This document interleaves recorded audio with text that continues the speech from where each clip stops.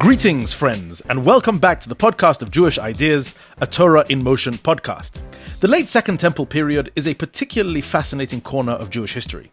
During the 200 years or so prior to the destruction of the Temple in 70 CE, the Jewish world was teeming with intellectual and religious activity.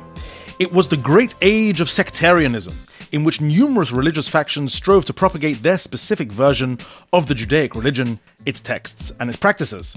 It was during this contentious period, fraught with political and social change, that many important texts were written and many influential ideas formulated. This enormously rich fountain of competing ideas was the wellspring from which many powerful religious movements originated, most importantly, Rabbinic Judaism and early Christianity. Scholars have long recognized that the debates and innovations of this particular period continue to affect religious ideas and practice until this very day. With us to discuss this fascinating era is Dr. Malka Simkovich. She is the Crown Ryan Chair of Jewish Studies and Director of the Catholic Jewish Studies program at Catholic Theological Union in Chicago.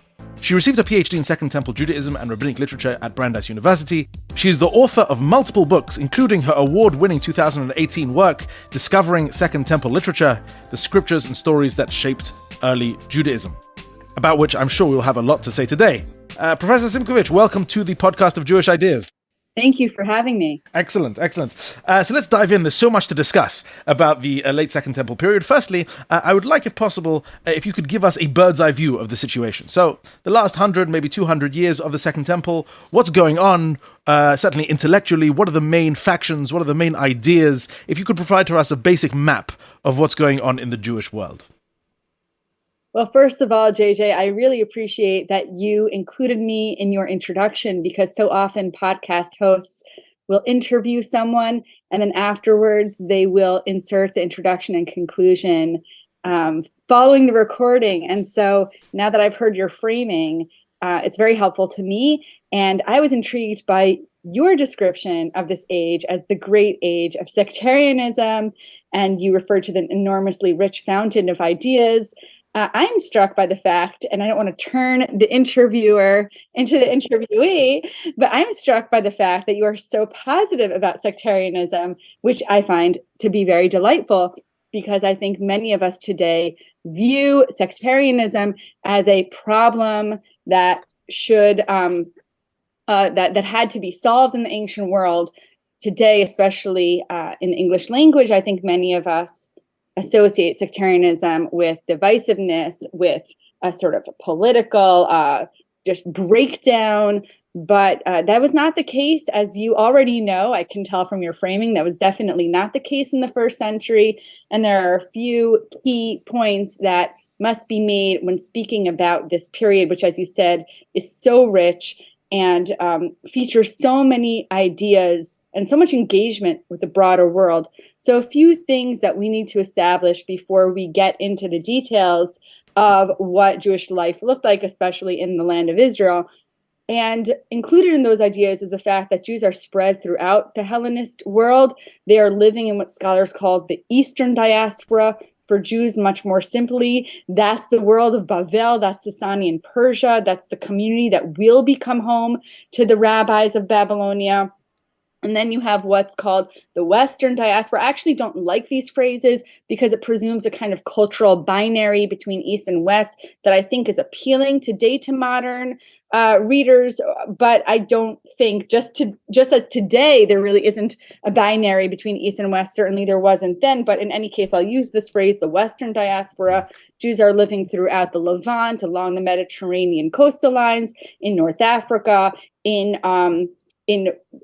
the Greek islands, in the region of Rome. They're not so much in where you come from. Not yet. In the backwaters of the Roman Empire in England, but they'll get there. But so what this geographic diversity means is that Jews are being exposed to different languages, to different cultures. And the real fascinating question, I think, is what keeps them together. We're so quick to jump into the world of sectarianism, but the reality is that the majority of Jews at this time are not affiliated with a sect, certainly not outside the land of Israel. And even in the land of Israel, the vast majority of Jews are not sectarian. And those are the Jews that are most interesting to me. But I guess if you want, we could talk about the sectarians. So this is actually a question that I intend to ask later on, but now that you brought it up, this is something that intrigues me as someone who reads the history, is that how influential or how widespread were these sectarian differences, in the sense that was the average Jew on the streets, even a relatively learned Jew, did they participate in these sectarian debates? And was someone living in, a town in the Galil, let's say, I am a Pharisee, I am a Sadducee, I am one or the other? Was that part of their identity, or are we talking about rather small localized debates of the elite, or somewhere in between? Well, I guess it depends what street, on the Judean street, on the Galilean street, on the Alexandrian street. These were different streets.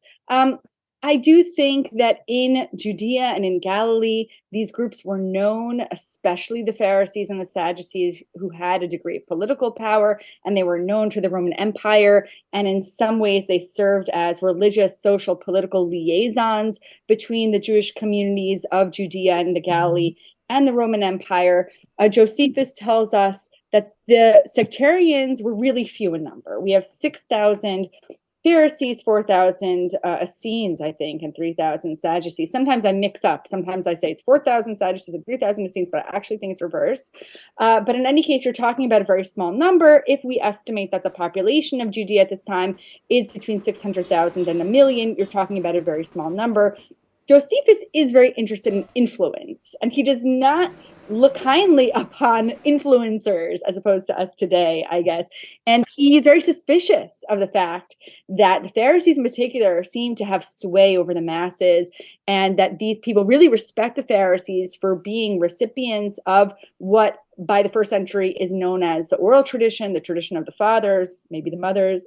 And Josephus says that the masses did what the Pharisees told them to do. And for this reason, the Sadducees made compromises, made halachic compromises with the Pharisees in order to sort of insinuate themselves into this sphere of influence. Again, Josephus isn't always very complimentary to the Pharisees, but they do seem to have small numbers and a high profile. Interesting. Okay, and was that profile, I mean, I guess it's a very difficult question to answer, perhaps impossible, but do you think that profile was because of the ideas that they propagated were popular, or because the practices or the customs or something more practical appealed to the masses? You're asking why they are influential, or?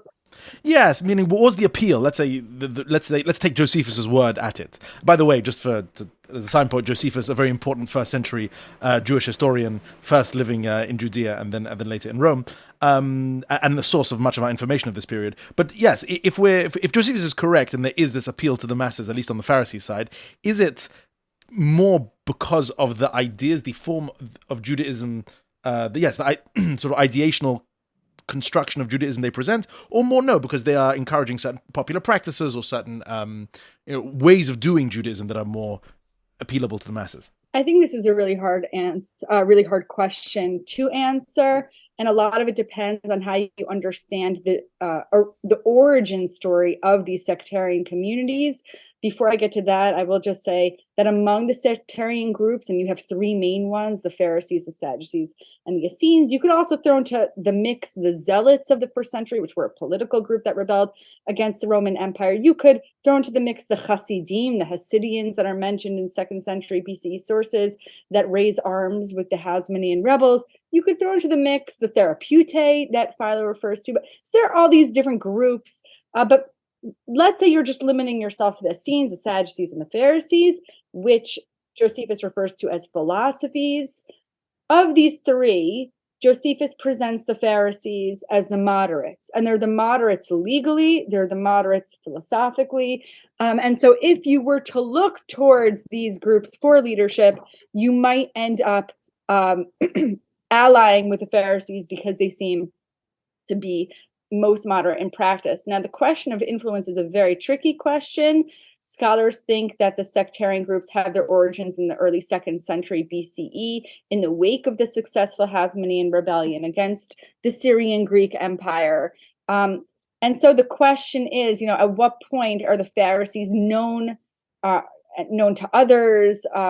The name, of course, Prushim means separators, people who make themselves distinct somehow. And very early on, they are associated with the transmission of an unwritten authoritative tradition that was very ancient. Again, we don't know where this notion of authoritative oral tradition comes from. It's not explicit in the Tanakh. And so, the short answer to your question, JJ, is we don't have enough information about the earliest history of these sectarian groups to really know why they become successfully influential. But we do know that the sphere of their influence is political and it's religious, because, of course, there's no distinction in the ancient world between those two categories. I suppose it's almost self-flattering for the two of us, because what you said there proves the importance of historians. Oh, yes. And writing things down. Because wouldn't it be nice if there were 3 or 4 more Josephus to actually give us a nice portrait of what's going on there? So you mentioned the development of oral law, and that was, or traditions of the fathers. That was obviously a major sticking point between the Sadducees and the Pharisees. What are some of the other, let's say, divergent ideas or attitudes or approaches between, let's say, the 3 major sects that you outlined, Sadducees, Pharisees, Essenes, going on in the late Second Temple period? There are all kinds of debates happening between these groups. And when Josephus describes their differences, depending on what passage of Josephus you're reading, you'll find different differences that he focuses on. And I think that when you have one writer who is offering an unsystematic explanation of these groups, that suggests to me that there really wasn't consensus in the time of Josephus as to what actually divided these people. Because by the time Josephus is writing in the late 1st century, they're distinct groups. So it's like me talking about, I'm trying to think of like, what's a group that's 200 years old? I don't know, maybe like, forget it. I'm not good with contemporary metaphors. But by the time he's writing, they're clearly distinct. And so he doesn't actually know what separates them. And another ancient analog is we debate today about whether Hanukkah is at its core a holiday that celebrates a miracle or a holiday that celebrates a military victory. And Jews in the 1st century disagreed about this question. So usually when you have a contemporary debate, it often means that you are just mirroring an ancient debate. So I think that Jews really did not know what distinguished these sects at their core. But I can tell you some examples. In one passage, Josephus says that the core difference between these sectarian groups is that they debated over whether humankind was governed by free will. And so the Sadducees said yes, completely. The Essenes said no, you have no free will. And again, the Pharisees are the moderates. But honestly, do you produce societies based on something that's so abstract and cerebral, something so esoteric as free will? Like, I go to my shul, my modern Orthodox shul in Skokie, Illinois. I'm not like going up to people row by row and quizzing them, like, what's your opinion on free will? I don't think that this has like really sort of practical ramifications, but it is something that he highlights in one passage. In another passage, he says, well, it has to do with the authority of the oral tradition. The Sadducees reject it. The Pharisees, of course, celebrate it. In another passage, he'll say resurrection. The Sadducees reject resurrection. Pharisees advocate that idea, which was totally unheard of in the ancient world. And so there are all kinds of social, theological, and political differences. What is the core, the most central difference that galvanizes their separation? If Josephus can't say, then Malka can't say. I think yeah.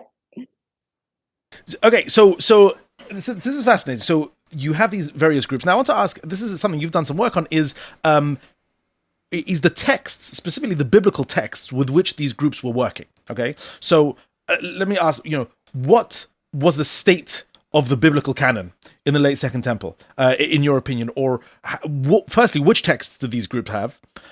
Which texts appeared important to them? And a question which I want to get to later is, what kinds of interpretation, what kinds of exegesis were being performed by members of these sects? This is a massive question, and which is why I asked it. Thank yes. you very much. Now, my apologies for throwing you in the deep end. Please yes. give me your attention for the next 10 hours. Right. I think that, first of all, by the 1st century, we can confidently talk about Torah as being more or less fixed. Now, I might get... First century of the Common Era, yes. you're saying? But even before the Common Era. I'll get a little heretical and I'll say, this doesn't mean that there aren't versions of the Hebrew Torah circulating that have minor differences because of human scribal error. And that's just the reality of our manuscriptal evidence. We know more or less that there is a version of the Torah that is considered authoritative, scriptural, divine. If you are to look at every single time the first century community, the sectarian community that lived at Qumran, the producers of the Dead Sea Scrolls, if you look at how they quote the Torah and you line that up with our present, the Masoretic text that we use today, you might find small variations, but you also might be struck by the extraordinary similarities between their version and the version that we use today that relies on early medieval manuscripts. Now, it is a more difficult question when we get to the Nevi'im and the Ketuvim, the second and third sections of the tripartite canon that the Jews use, the prophets and the writings. We are almost certain that by the first century, there also was a more or less closed canon known as the prophets. So you have the Torah, or what's sometimes problematically translated as the law, because that's a translation of the Greek nomos, but you have the Torah, the nomos, and you have the prophets, the Nevi'im. We know that these are considered to be two basically closed and authoritative categories, primarily from the New Testament, because Jesus says explicitly, I've come not to abolish the law, the nomos, which Jews would have understood as Torah, and the prophets, the Nevi'im. I don't think that he's speaking generically or in an abstract way. I think he's speaking about the scriptures. The issue really, the issue that's sort of open and controversial has to do with what's going on in that third section, the Ketuvim, which likely would have been open. Now, even that word open is misleading because it presumes that there was some sort of conceptual canon at this point, and we don't know that that was the case. In other words, you have the Torah, for sure, you have the Nevi'im. Were Jews conceiving of their scriptures as a three-sectioned collection yet? Maybe not. Now, we have early rabbinic texts, very famously, that debate what should go in the Ketuvim, what should go out, Shir HaShirim, and Kohelet, and others. So it's an open question for sure in the first century. What's happening that complicates this, there are two other things that are happening that complicates this. One is translation, and the other one is interpretation. And so not only do we have a Greek version of the Torah, known as the Septuagint, that is so revered, it's being read in some synagogues in the diaspora, but you also have other versions of the Greek Bible. So this is very confusing. People think, oh yeah, I know about the Greek translation of the Torah. That's a Septuagint. There was the hard, inflexible text, the whatever Proto-Masoretic text, and then there was a Septuagint. Well, no, there were many Greek translations of the Torah that were probably circulating at this time. And of those, the Septuagint was considered to be superior. And the one that probably Jews are reading and using, and those Jews who don't speak Hebrew or Aramaic are looking at and interpreting. And then, of course, you have the Aramaic translations as well. So, and then on top of all that, you have interpretation. So I don't know if this is too long-winded for you, JJ. Should I stop or should I? So let's break it up. We'll go to interpretations in a moment, because I want to actually pause for a little bit on the Septuagint. So just fascinating because, as you say, you have Jews who are presumably aware of the existence of, let's say, the original Hebrew, original Hebrew text that they had at the time, be it closed, be it somewhat variant among different manuscripts, etc. And you also have, as you say, these Greek and Aramaic translations. But the interesting thing about the Septuagint is that in some, especially for some books, and really everywhere, there are some quite considerable differences between that and the Masoretic text. It's not a perfect translation. It is a variation of the text. And I mean, I guess the question that arises from that is, firstly, what do you make of that? And secondly, what did they make of it? Meaning, were they aware of these differences? Was this a problem for them, for Jews in the ancient period? Did that differ by which area or which country? Were there Jews who, in fact, read both and were aware of both? And you can see the tension there. Wow, fascinating questions. And I guess where I would start is by saying that I don't know that there was a firm line between translation and interpretation in the ancient world. So this Septuagint, or today, today, right? We always say every translation is an interpretation, but some translations pretend to be just translations, and then we have to clarify how even those more literal ones are biased. But the Septuagint, as you say, is explicitly not literal. And before I give some examples, I have to clarify there isn't just one translator of the Septuagint. Even when it comes to the Torah, we have very compelling traditions that talk about how it was produced by groups. The famous Gemara that talks about how there were 70 translators and they went to 70 different rooms and they came out and they all had the same exact translation, which speaks to how the rabbis really respected the integrity of the text. Yes. It must be miraculous if that's the case. Absolutely miraculous, right? Straight from God. Moshe got the Septuagint at Sinai. Although I heard an amusing line, I can't remember from which rabbi, professor, I can't remember exactly who said this, who said that the real miracle of the Septuagint would have been if all 70 would have been in the same room and come up with the same translation. But anyway. Right. 70 Septuagint translators and 71 translations or something. Exactly.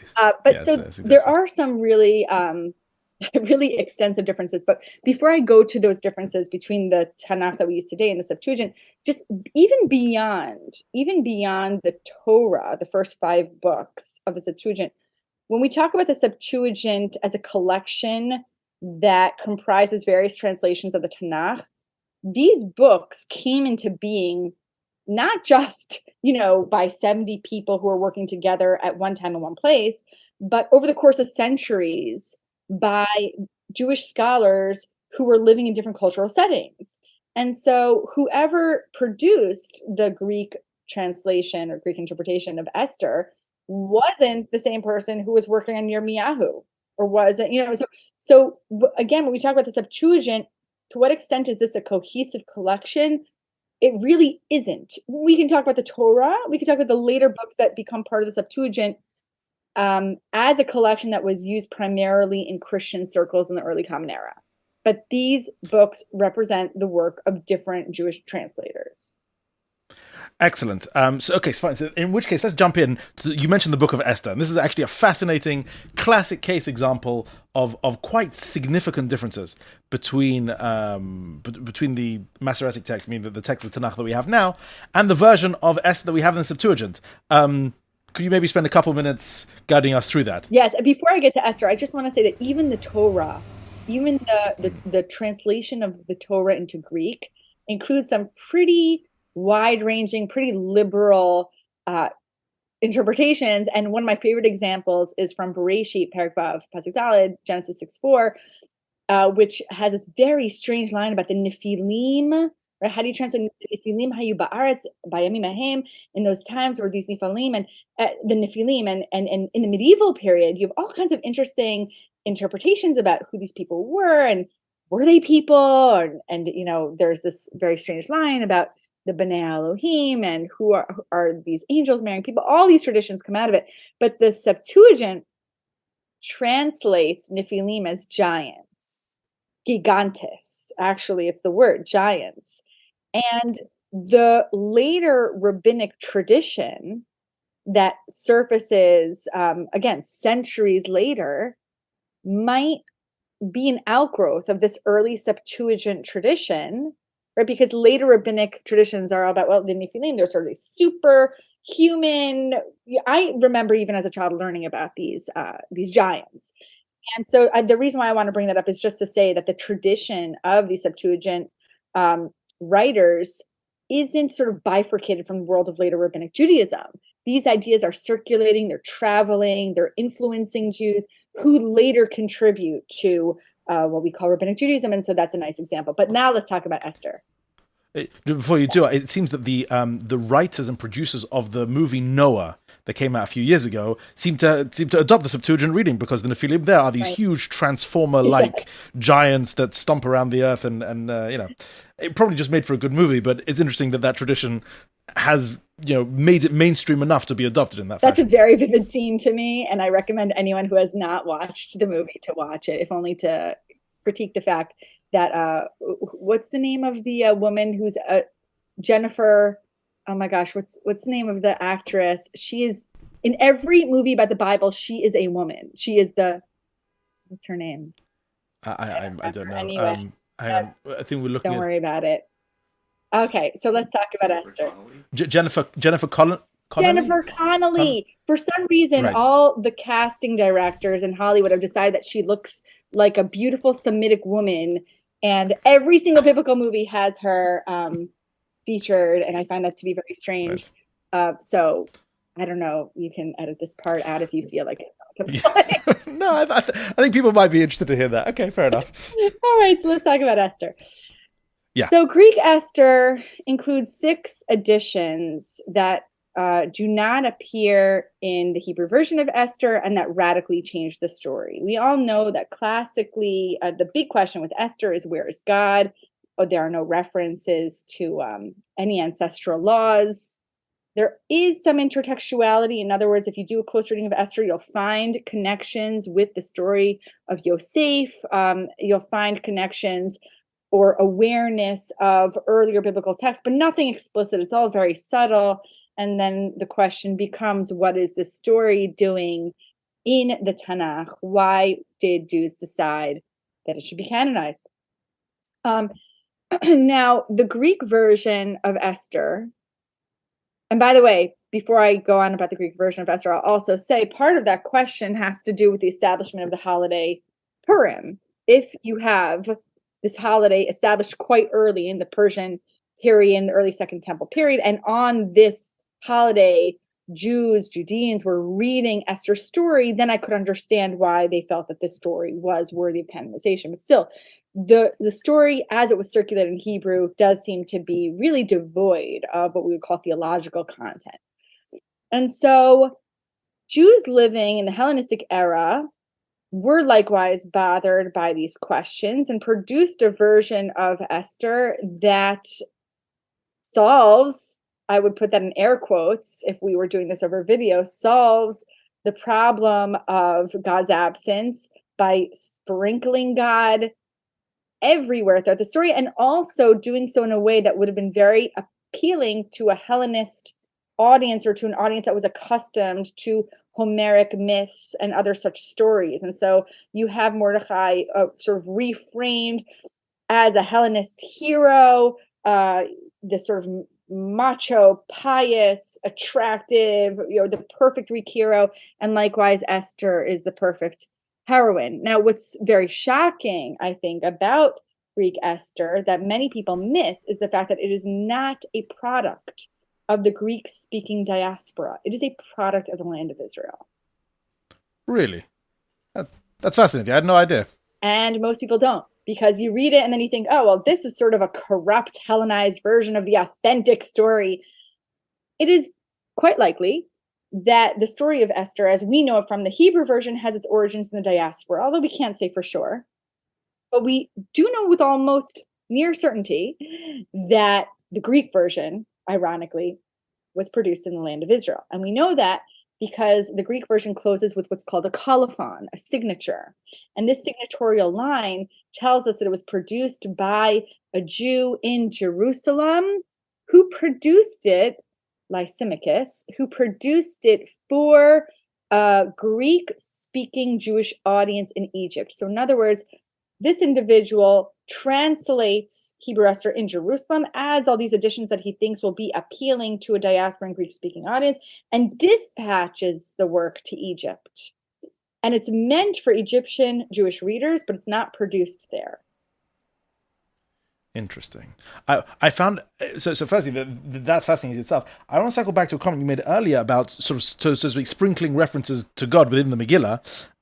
What's fascinating to me about that is that is exactly what the rabbis did in their commentaries and their midrashim and their Gemara regarding Megillah, Gemara Megillah, in their commentary on Esther, they also see even within the much more sparse and, let's say, untheological Hebrew text, veiled references all the time. Every time it says Hamelech, or every time it says, all sorts of other events are divinely caused. Absolutely. And I remember as a kid being very confused when I did not find the detail that Esther had 7 handmaidens and each one was named after a day of the week so that she could always know when Shabbat was. I was surprised not to find that in the Hebrew version because I'd assumed it was there. No, it's a midrash. And there are many midrashim about how Esther scrupulously observed kashrut and Shabbat and all the identifying markers of Jewish practice that would have made you recognizable as a Jew in the ancient world. But all those traditions come from later midrash. And I think you're absolutely right. I think that this is, like my comments earlier about the Septuagint, this is another point of evidence that there is continuity, actually, between these interpretive traditions in the late Second Temple period, even those that are being produced in Greek, and later rabbinic midrash. And I think we make a huge mistake by creating this sort of cultural line between the Greek literature that Jews are producing and then 2 centuries later, the rabbinic texts that rabbis are recording. These are actually part of a single tradition. Fascinating. So this is an excellent... So before we move on to Bible interpretation, because that's where I want to go next, it is fascinating to see that over here as well, there seems to be, certainly in the book of Esther and probably elsewhere in the Septuagint, translation or differences based upon ideology, based upon what would seem to be an ideological objection to an absence of God within a story, or an ideological opposition towards intermarriage, which is also a major difference between the Septuagint and the Hebrew version there. That's fascinating to me. I mean, this tracks with many other Bible translations. For example, look at the Tafsir of Sadia Gon, over 1,000 years after that. So again, he quite liberally reforms many biblical passages to empty them of any kind of personifications or anthropomorphic references to God, because he sees that as philosophically unacceptable. So it's interesting to see a difference, I suppose here, not even difference in translation, but entirely different versions based on ideas that were unpalatable. Right. And I think that sometimes when we look at these traditions, whether we're reading Greek Esther or we're reading midrashic traditions about Esther, we can find them satisfactory, we can find them entertaining and delightful, but we can also forget that this sometimes can imply that the original Hebrew version of the text is flawed, is dissatisfactory, is problematic. And I think that even as these traditions solve certain problems in the Hebrew version of Esther, it also doesn't achieve what Hebrew Esther achieves, which is Hebrew Esther draws us into the story. And the reason why it's so effective in doing that is because there's no explicit message, and so we have to produce the subtext ourselves. And when you're drawn into the story, you're engaged, you develop, you cultivate your own personal stake and your own personal connection to it. And I do think that when all the answers are handed to you on a silver platter, that does produce a kind of separation between reader and text that, in a way, to me, ultimately is less satisfying than the original version.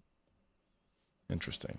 I suppose that is also the key ingredient or the magic of Shir HaShirim, in a way, the Song of Songs, because there really is no message there at all. It all has to be superimposed upon it by later commentators. That's the only way you could make a religious text out of this. Right. Which clearly was mainstream by the rabbinic era. They were right, especially according to Rabbi Akiva, who declared it Kodesh Kodashim. Okay, so we've talked a bit about translation, although we've spilled obviously over into interpretation. So then let me rephrase the question on interpretation that I asked a while back, which is this. So we have a body of text that is agreed upon, let's say, as something like canonical, the Torah, much of the Nevi'im, let's say, parts of the Ketuvim, perhaps, and variants, also other books, let's say, such as Ben Sira and others, also perhaps making it in there as well. So what were these ancient sects or groups or circles of scholars, what were they doing with these texts? What kind of interpretations were fashionable back then? There's a massive amount of what's called Rewritten Bible, and literally thousands of pages of texts that fall into this category. And if that is what has survived the ages, and primarily it's thanks to the early church that preserved these texts because they thought that it was somehow featured what they would call proto-Christian, or whatever the case is, the early church preserved many of these texts. That's why we have them.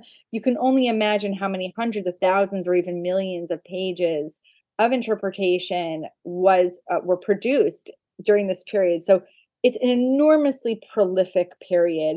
And it's prolific not only in the land of Israel and Judea, but also in the diaspora. Jews are writing and writing and writing. And when we see this phrase, you'll find it in scholarship, especially of an older generation, this phrase, rewritten Bible. Just be warned, this is a very, very problematic phrase. It's problematic for two reasons. There's no intention on the part of the authors of these texts to rewrite anything, or even to insert their own works into what would later become canon, or to insert their works into this authoritative scriptural tradition. In most cases, I don't think there's evidence for that desire to sort of insert their own work into this authoritative tradition. And it's also a bad phrase because I don't know that there is a Bible at this early stage. Certainly there isn't a closed Tanakh in the Second Temple period. So rewritten Bible is not a good phrase. What are these texts? So the problem with rewritten Bible is the rewritten part and the Bible part. Apart from that, it's a perfect right, phrase. Exactly. It's a great phrase, except for all of it. So what are these texts? These texts, I think, are playful, experimental works of homage, almost like contemporary fan fiction. And these texts, some of which are preserved in the Apocrypha, stories about Daniel, stories about the Maccabees, they fall into all kinds of different literary genres that today we view as separate. Some of them read as historical archives, some of them read as romantic novella, some of them read as liturgical poetry, some of them read as wisdom literature. But that sense of genre separation did not exist for these Jews. They played with all of them. They incorporated whatever they knew into their own works, and they flow very easily in and out of these various genres. And so these texts are also, and here's where I do think we get to difference with the later rabbinic midrashic tradition. These texts, unlike later rabbinic midrashic tradition, are very self-conscious. And what I mean by that is that there's a intentionality about how Judaism is presented to the outside world in many of these texts. In fact, if you were to ask me what is the one commonality that all of these texts have, the book of Tobit and Greek Esther and Judith and Maccabees and on and on and on, Ben Sira, I would say there's maybe not Ben Sira so much, but most of these texts have a self-consciousness about how Judaism is presented to the world, and Judaism in these texts is presented as a source of pride, and also a source of antiquity that legitimized the Jews, because at this time, antiquity was very, very important. So Greeks really respected ancient origins, and there were anti-Jewish traditions circulating at this time, accusing the Jews of having an inauthentic or a newer tradition or unimpressive origins or whatever it was. So these texts offered Jewish writers an opportunity to say, we have an ancient tradition, we have an authentic tradition, and we have a tradition that espouses values that correlates with the Hellenistic world, that doesn't undermine the values of the Hellenistic world. Interesting. Okay, that's something. No, there was a lot there. I'm trying to. So it's interesting. It's self-consciousness that partially answers the question, but I want to ask the broader question anyway, which is that, you have many of these, I would say, I don't know if you'd say pretenders, but works in homage, let's say, of the biblical works. Is there a quality that you can discern That is perhaps a broader question. Is there a quality that you can discern that distinguishes a biblical work from an apocryphal work like this? In other words, some works are quite obviously, a later copying or a later elaboration, and that's fine because that's like, a very explicit copying. But other than that, can you point to specific qualities which you think qualified a book for making it into the canon and not, or versus those that became apocryphal, literally? I really resent this question, JJ, because you're asking me to say something really uncomfortable. But I think that I have to be honest. I'm more than happy to skip this question, by the way. If you feel no obligation. No, I believe what I believe. I'm just not looking forward to the emails that I'm going to get in my inbox after people hear this recording. I think no. Especially when we're talking about those later works that are preserved in the Nevi'im, in the Ketuvim. Let's take, for example, the Hebrew version of Esther and the book of Judith. The book of Judith is written in Hebrew in the 2nd century BCE. It features a heroine who saves her Israelite community of Betulia. She is very pious. She is devoted to her ancestral law. She fasts when she's supposed to fast. She keeps the holidays. She keeps Shabbat. She keeps dietary laws. She does everything right. The author of this book, Yehudit, refers continually to scriptural tradition. It cites, or maybe you could say alludes to, Shoftim, Prakim Dalet and Hey, the stories of Devorah and Yael. It cites from all over and alludes from all over the Torah and the Nevi'im.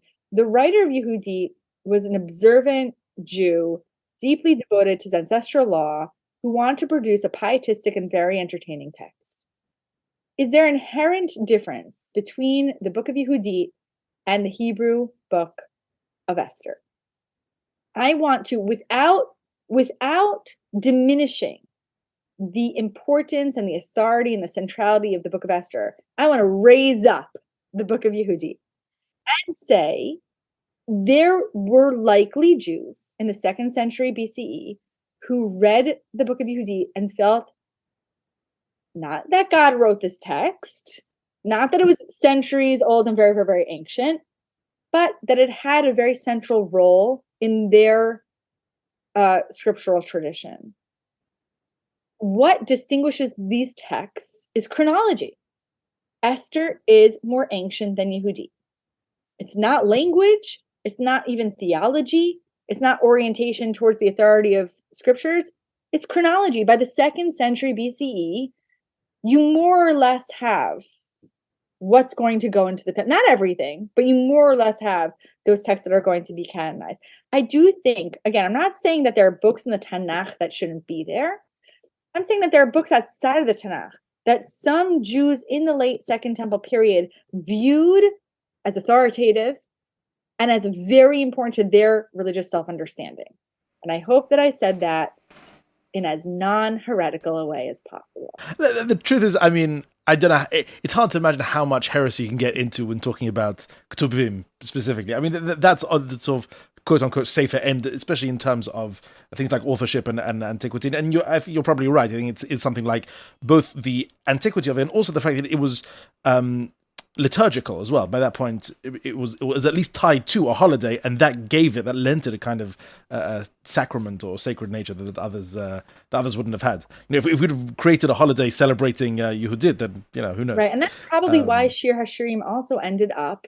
I don't know for sure. I don't know if anybody does, but the reason why that question is being asked is because perhaps it was associated with the holiday upon which it was read. Right.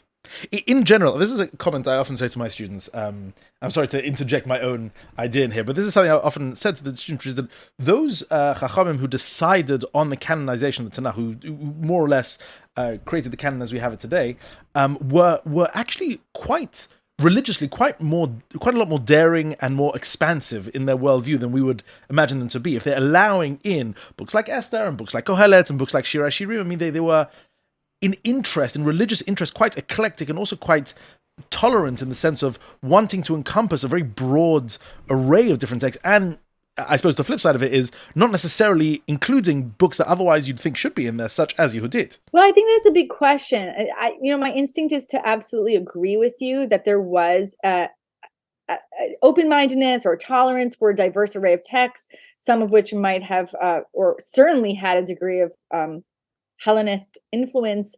But what I think is unclear to us is the degree to which the ultimate incorporation of these texts in the Tanakh was a concession to the reality that Jews were already sort of in love with these texts, and that these texts were already very, very beloved to many Jews. And I think we just don't know the answer. I mean, I think you're right that there is an open-mindedness. Certainly that famous statement of Rabbi Akiva embracing Shir Hashirim as a Kodesh Kodashim that you referenced a few minutes ago speaks to that openness, but at least to a degree, some of it might have been a concession to the reality on the ground, which is that these Jews were reading these texts.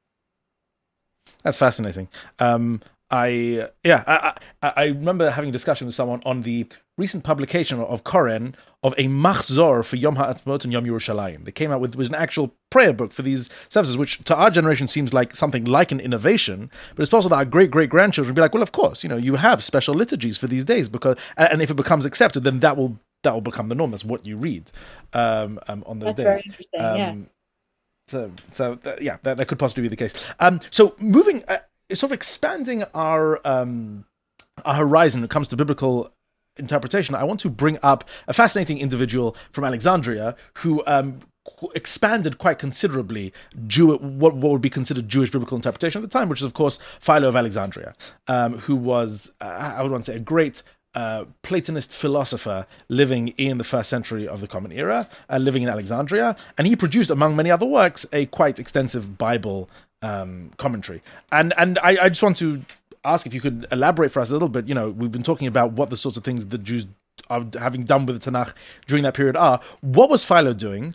And especially to sharpen the question, was his project something more broadly Jewish, or was he an individual? Was he someone working entirely by himself and within his own world, or was he part of a larger patchwork? It's a great question.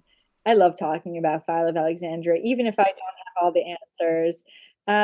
As you said, he's a philosopher. He lives from around 20 BCE to around 50 CE. This is a very tumultuous time for the Jews of Alexandria, where they are, on the one hand, extremely successful and have risen, many of them, the political and social ranks.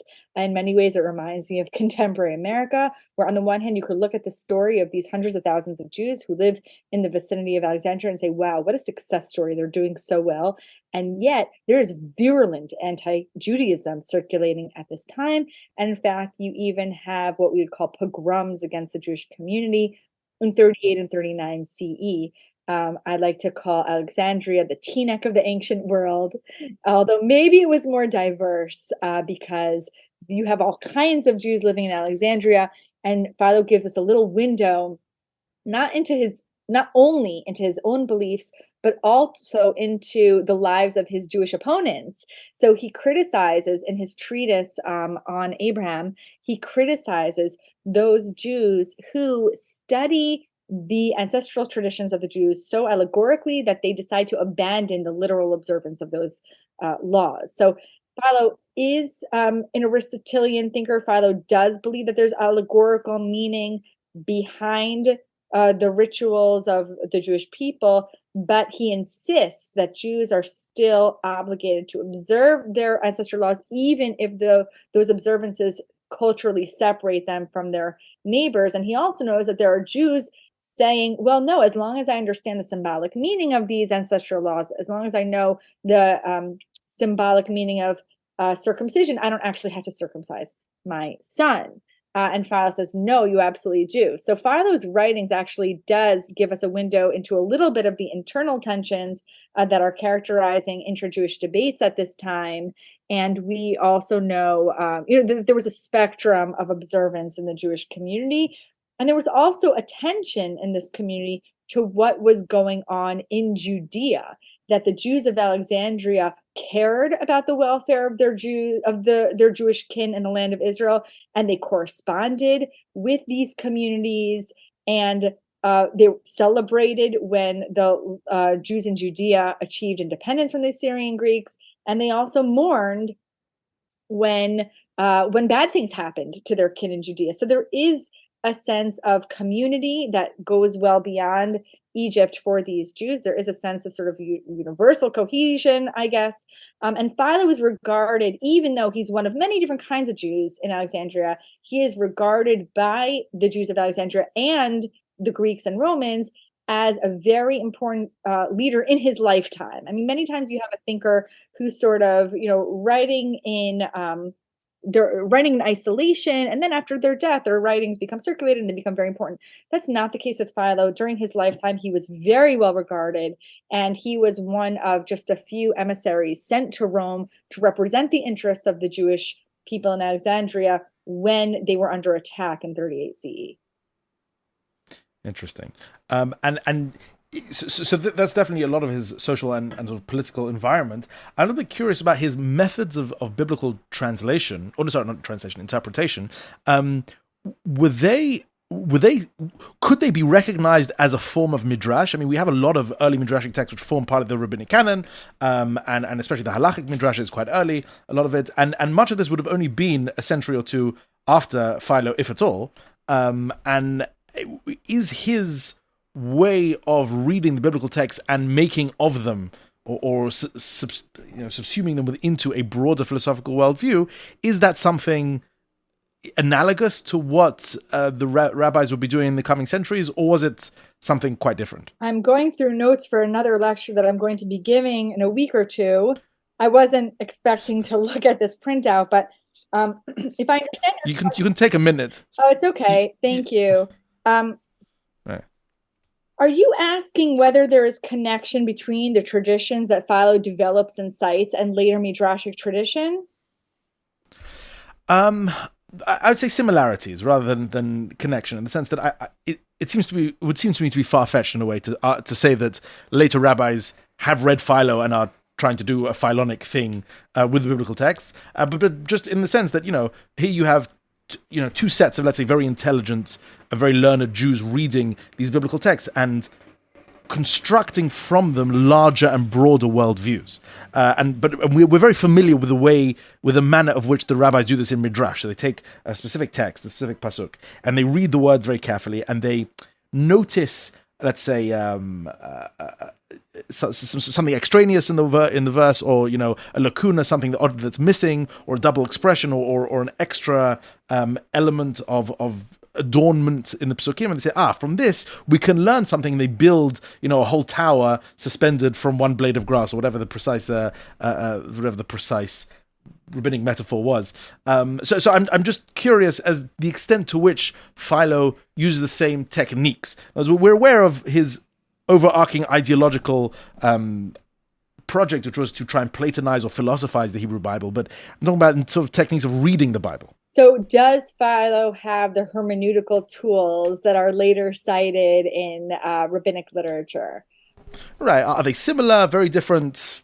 It's not a question that I have expertise in. I mean, Marin Mihoff, okay, David Runia, there are many other excellent scholars on Philo who've worked on questions like this. But all I would say is that Philo is closely reading the Septuagint. He probably did not have fluency in Hebrew. He probably did not have access to a Hebrew version of the Torah, but he probably did have some kind of dictionary or word list. He does try to explain etymologically the meaning of places and names in Hebrew. And so scholars think that he maybe had access to some books that would have helped him think about the Hebrew behind some of the Greek that he was using. But given the fact that he is working with the Septuagint and with Greek versions of the scriptures, probably I would say as close of a textual reader as Philo is, he may not be using the hermeneutical tools, at least not in the same way that later rabbis are. But what's interesting is that we do have traditions found in Philo that do resurface in later Midrashic tradition. And so what Philo was doing as an interpreter is not merely exposition, but he is also drawing from lessons and traditions that he has heard and learned, again, as a Greek speaker, and he records those traditions. And then again, they end up cited as well in later rabbinic tradition. So stories about Moshe as a young baby being taken out of the water by Bat Paro, sitting on Paro's lap, being given a choice between coals and jewels. I think that is mentioned. It's definitely mentioned by Josephus, but I think a similar story also appears in Philo. But Moshe's early life and the way that it's depicted in Philo's writings definitely finds parallels in later rabbinic texts. And so hermeneutical tools, I can't say so much about, but certainly he is working in an environment that gives him access to oral traditions that then we think of as, being sort of exclusive to the world of the rabbis, but I think have much more ancient origins. Fascinating.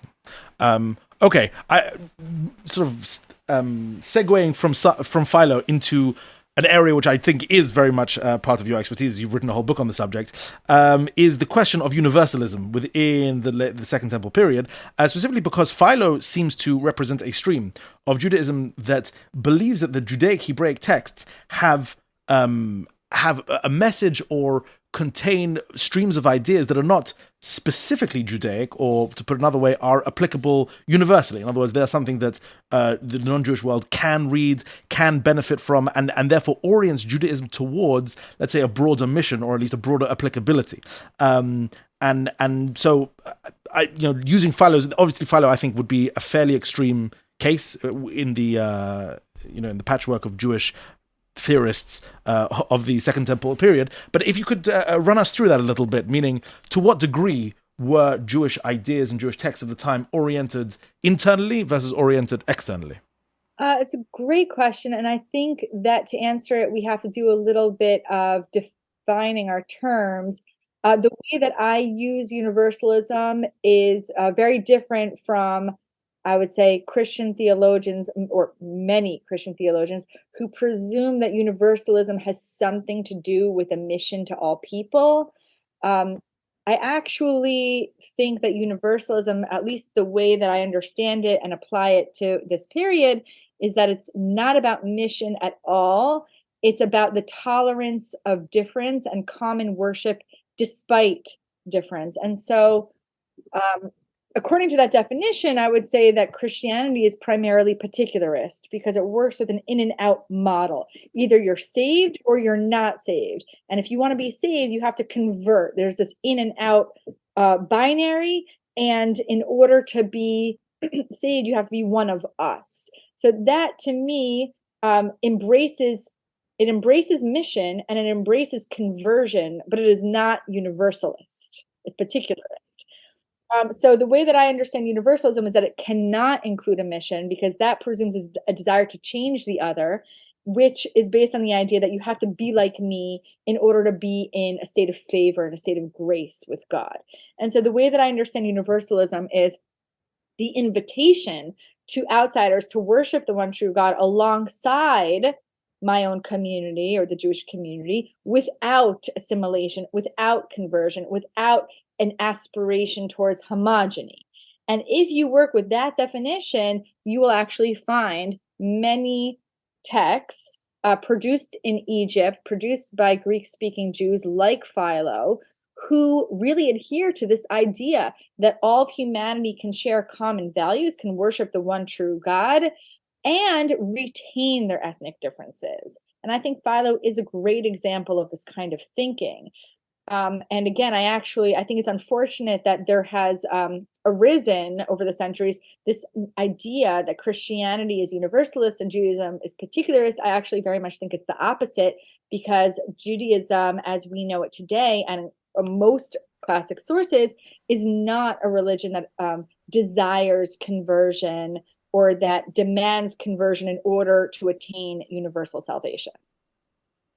So, firstly, can I just say that this point is the centerpiece of Moses Mendelssohn's philosophical worldview. So, if you're, as I'm sure you know, but if you're looking for a very strong stand upon which to hang this ideological hat. You could use Mendelssohn because, of course, in the 1780s, 1780s, when he was writing, this was the big question: why should Judaism be palatable and acceptable in the modern nation state? And Mendelssohn's answer is precisely because it is a quote unquote particularistic religion and has no pretensions towards conversion, no pretensions towards making others follow its own dictates. Therefore, it is actually the best religion to include in the modern nation state because it has no tendencies towards any kind of coercion, at least for the outsider. Anyway, just one of my a little bit about that, but not a lot. Sorry? I know a little bit about Mendelssohn, but I'm not right. I mean, the book Jerusalem's a fascinating work anyway, but it's his wonderful quality of being able to turn the Christian argument precisely on its head. That there's something very, in a way, oppressive about universalism in that sense. Absolutely. of everyone must and should and eventually will be part of us. I'm curious. You mentioned that this was something that seems to be, I don't know, unique, but particular to Greek and Egyptian, Hellenistic and Egyptian kinds of Jews at the time. This sort of universalism. Again, is that tied to their status in the diaspora? Were the Jews of Eretz Israel more insular in the sense of insisting upon their exclusivity in terms of having the truth, or aspiring that everyone one day will see the world through their eyes? I tend to resist the idea that where you lived in the ancient world was some kind of determinant of your theology. Just like there was no distinction between what language you spoke and, how pious you were, how you observed your practices. And this, I think, is a very contemporary debate, just like you can have, I always use this metaphor, but just like you can have Yiddish-speaking Jews in Kiryas Yoel in upstate New York, who will not send their children to college or use internet. You have Jews in Tel Aviv as we speak, enjoying a shrimp cocktail. So I don't think, likewise, in the first century, that you can make a very firm distinction between where one lived and what they believed. But that said, there are trends. Right. There are trends. Okay, good. I was hoping you'd get there because what? I say good. I was hoping you would get there because I mean, obviously, the environment and where you live, it has some bearing. I mean, as you say, there are communities that are particular to specific places.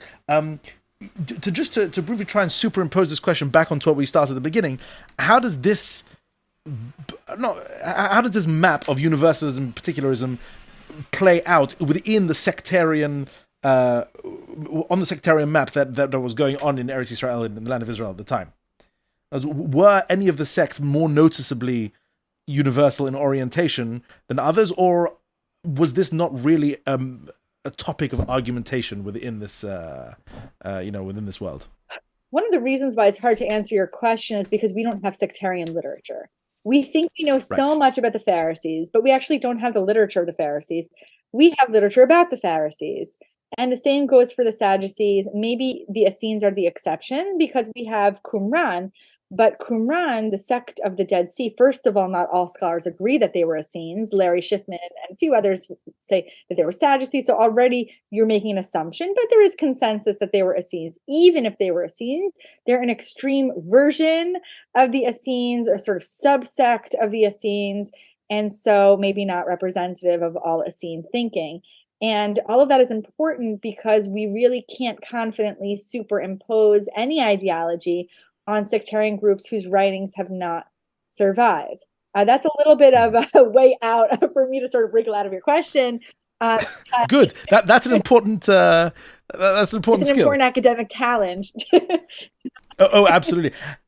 Not just academics. Could I tell you a very brief story that I heard from Chief Rabbi Jonathan Sachs, who was sitting in an audience. Someone asked him an awkward question, and he said that early on in his tenure as Chief Rabbi of the United Kingdom was I think going on the divorce of Charles and Diana, King Charles, who was just coronated recently, and he was asked by an interview at the BBC, would you have officiated at the wedding of Charles and Diana? And Chief Rabbi Jonathan Sachs turns to the interviewer apparently and says, "Do you think they would have appointed me chief rabbi if I couldn't wriggle out of questions like that?" Which is an amusing way to think about it. But yes, no, it's an important, you're not dodging the question. You're stating that we just don't have really sufficient evidence to have a good answer. We don't. And what I see is that most Universalist literature comes out of Greek-speaking communities in Egypt. That's what I see. And there are different varieties of Universalist literature. There's Universalist texts that say, we don't really need to highlight the differentiating aspects of Jewish practice. Maybe we don't have to keep Shabbat and dietary law and circumcision, but we can have this sort of set of cohesive Jewish ideas. And there are other Universalists like Philo who are saying, no, you have to observe your ancestral laws and you can still be Universalist even as an observer of those laws. We don't see debates like that at the foreground of Judean literature. But again, I don't want to make a hard binary. You do have texts such as Tobit, a 3rd century BC, Tovia in Hebrew, a 3rd century BC novella that's written in the land of Israel that has Universalist elements. And so I would shy from making a geographic binary. But again, there are trends. Right, there are trends. Okay, a satisfyingly vague answer. I'd like to, with your permission, pose one final question, which is the effects of the Great Roman Jewish War. So this is a war in the late 60s and early 70s of the Common Era, and of course this was an absolute disaster for the Jewish people. Hundreds of thousands are killed, if we're to believe Josephus. Jerusalem obviously razed to the ground. The Second Temple goes up in flames, and an utterly disastrous revolt. But on the part of the Jewish people. And I want to ask, what was the effect of that on the sectarian map at the time? So before that, you had, as we've been talking about, Saducees and Pharisees and Essenes and Zealots and various others. After 70 CE and the century or two after that, what do we see? Meaning, what was the effect of this sledgehammering blow on the Jewish community on the ideological map of the time? This is a hard question. I mean, because it's a hard question, not because there isn't an answer. I don't have to dodge it. I don't have to wriggle out of it. But it's a hard question because there are different answers and some are more cynical than others. And I'm going to start with the cynical answer, which is that one could argue, this is not a very nice thing to say, but one could argue that the destruction of the Jerusalem temple was, this is going to be a long pause, JJ. You might have to edit out some of my silence. It was... You can take your time to formulate, it's fine. It was one of the greatest things to have happened to the Pharisees. I'm just going to say it in a very crass way. Now, that's of course not true. There was death, there was starvation, there was plague, there was suffering. But with the fall of the temple, there was no longer a need for a priestly sect like the Sadducees. There was no more temple. And so there was also no more political, social, religious competition. And that positioned the Pharisees into a framework of leadership that they had not previously known. I'm not going to say enjoyed, but not previously known. And everything that they touted, the authority of the written tradition, the authority of the oral tradition, the centrality of the synagogue, the centrality of the sect, it was all in place before the fall of the temple. So often we think the temple falls and then the rabbis are like, uh-oh, what do we do? How do we ensure that Judaism survives? I know, let's invent the synagogue. And that's not true. There is a system in place to survive the absence of a synagogue. And that system is safeguarded by the Pharisees. Now, I'm not going to say, I was very crass. I don't really think that any Pharisee thought the destruction of the temple was a good thing. And I don't really think that anyone was saying, hooray, we won. And we have endless rabbinic texts that mourn the catastrophe of the destruction and the loss.